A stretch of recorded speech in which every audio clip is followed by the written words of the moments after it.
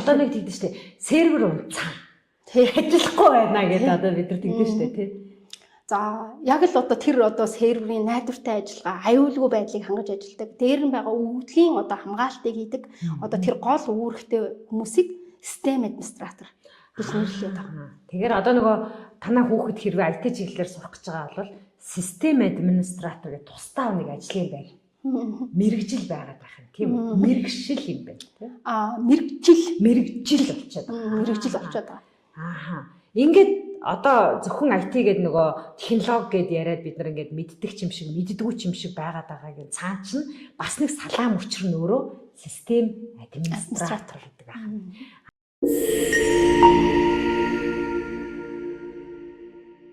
Одоо жишээлбэл хэдүүлээ эмчээр авч үзье. Эмч болохын тулд хүн эхлээд хийм биологтой сонирхолтой байх хэрэгтэй. Үнэхээр энэ хүнийг эмчил хийсэн буюу их эмч болоод одоо олон хүний амийг аврах юмсан гэдэг нэг архитект төвшөндөө эхлээд өөрийгөө төсөөлөх нь шүү дээ тий. Энийг архитект болох нь. За эмч болохын тулд хийм биологтой дур сонирхолтой байж данхан шатныхаа хийм биологийнхаа элсэлтийн ерөнхий шалгалтаараа ингээд ороод явах нь тий тэр хүүхэд.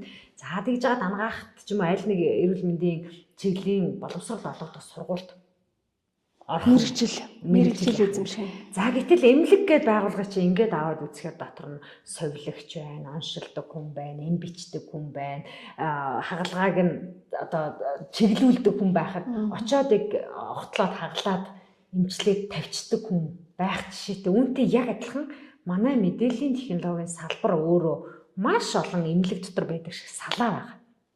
Тийм үү? За ингээд эмнэлгээр аваад үзэх юм бол манай номой багшийн ярьж байгаа энэ архитект систем гэдэг нь яг аль нь бэ? За бид бол яг нөгөө системийн аюулгүй байдал, найдвартай ажиллагаа хэрвээ унсан байх юм бол одоо засварладаг тийм. Тэгээ магадгүй өгдөл алдагдсан байх юм бол сэргээдэг.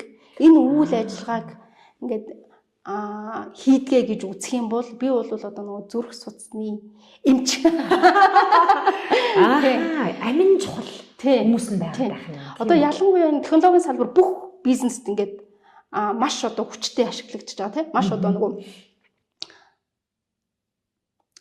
бүх салбарын одоо гол л одоо систем болсон тийм. Зарим байгууллагуудын хувьд бол хэдий одоо ингээд хүнсний салбар гэж байгаа боловч нийт борлуулалтынх нь 90% нь яг л нэг онлайнаар явагддаг. Энэ болсон цаг үед бол хэрвээ танаа бизнес тухайн одоо мэдээллийн системээс хэр хамааралтай байна.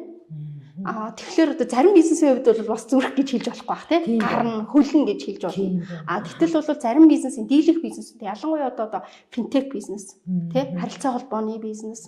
За саяны тэр онлайн худалдааныхан тийм энэ одоо яг энэ салбарын хувьд бол бид бол зүрх нэмж. Заримдаа бол одоо бас ингээд зүрхний одоо массаж хийгээд тийм тэгээд одоо тухайн хүнийг амьдрах эсэх бүр юм шийдвэр гаргахад хүртэл ингээд нөлөөлдөг. Тэгж ажилтдаг одоо мэргэжил байгаа. Маш чухал юм байна гэдгийг хэдүүлээ сая намаагшийнхаа ярианаас ойлгож авлаа.